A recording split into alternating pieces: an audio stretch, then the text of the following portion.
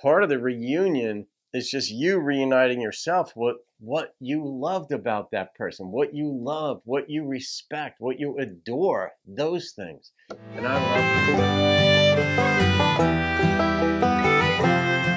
love. Hey guys, welcome to the channel. I'm Don. This is Rockin' the Country. Today I'm rocking the Desert Rose Band, again, courtesy of Wasatch Mountain Boy. Wasatch Mountain Boy, WSB, shout out to you, my friend. And thank you for this gift and the request. Love Reunited. That's a pleasant theme right there. Something broke up, but it came back together. I'm assuming that's where this is coming from. I did one other of theirs, and it was a story of love. That's right. I remember, and it was sweet. It was beautiful. So let's see if this is sort of like a takeoff on that theme in some way. Here we go.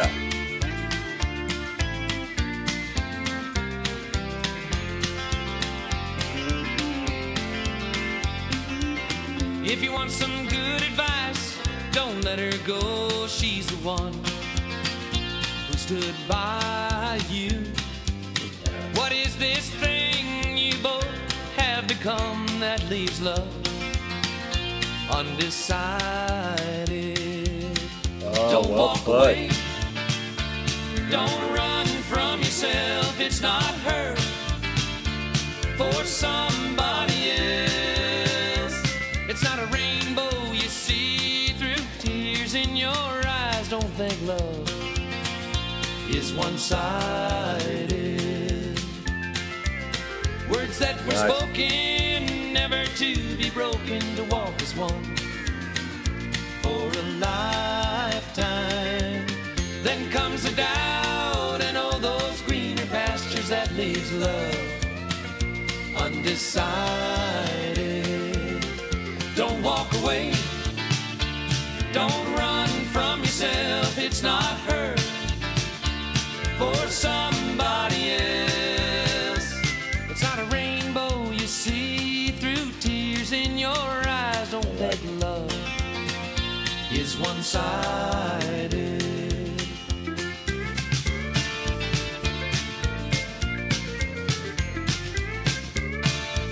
This tempo is really interesting. I like it.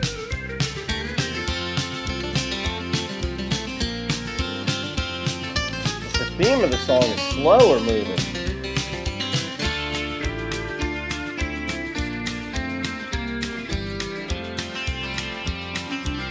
The earth is worn, her sides are torn and tattered like the sand. The ocean gathers, they are as one, and no divine guide to leave in love. Reunited. Don't walk away. Don't run from yourself. It's not her for somebody else.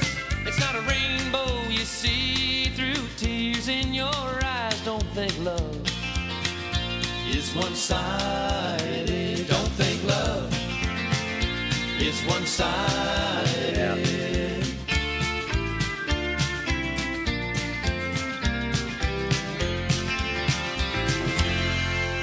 That was a nice ending, the way they stair-stepped it down. So much to unpack in that one, but yeah, love. I was just thinking about this even before. I didn't know what the song was about. Before I sat down, I was up there writing a pitch to literary agent for my manuscript, and you have to think a lot when you're doing a book proposal or a pitch. But in other contexts, I was thinking about just the very nature of love, and I was talking about iron sharpens iron. I'm going to do a video for my Thinking Theology channel on what that means, because a lot of people, iron sharpens iron indicates friction. So how does iron sharpen iron if you just separate from one another, right? Otherwise, I mean, then it's just like iron chopping and cutting one another, and then you quit. The whole point of iron, the pretext or the subtext to that, the impetus, the point is to stay in it with one another. That's how it has its effect. That's how it works. So You have one vantage point, I've got a different vantage point. Maybe I come to your side, maybe you come to my side. Maybe we realize neither of our sides makes any sense. We come to the middle, whether it's a political, religious, social, where are we going on vacation, what kind of anything, where the point is the love is the through line. You make that agreement to stay with one another through it, and then you're like, all right, on the back end, we'll come to it. But like in this song, the love, the reunited part is in a relationship, how you keep it together in this regard is you always remember what it is that you love about that person. What made you fall in love with that person when you first did? And what every single day, remind yourself at some point during it of some extraordinary part of your partner, your wife, husband, spouse, girlfriend, boyfriend, whatever. You just keep reminding yourself. And I don't mean every hour, that's not necessary, but I mean at some point during the day, just bring yourself to some point of wonderment about how amazing this other person is for whatever he or she does and what that does in your heart. So the agreement is that it's going to get stale at times. There's going to be friction. Iron sharpens iron. What do you think that's about? That's friction. But you sharpen one another. You make one another better because, one, you're on your game. You know the other person isn't going to rubber stamp something you say. You're not going to rubber stamp something she says, and say in my case, she says, but you talk about it. But the through line is that, all right, even when we're at a stalemate or a disagreement, which we know is going to happen, that's no shock, is we're going to stay in it until we get there. That's it. And it actually reduces the tension in relationships. But in this song where the water comes to the sand, you know, the sea comes to the sand, for a little while, you might sort of like be at odds or something like that, but you just stay in it with one another.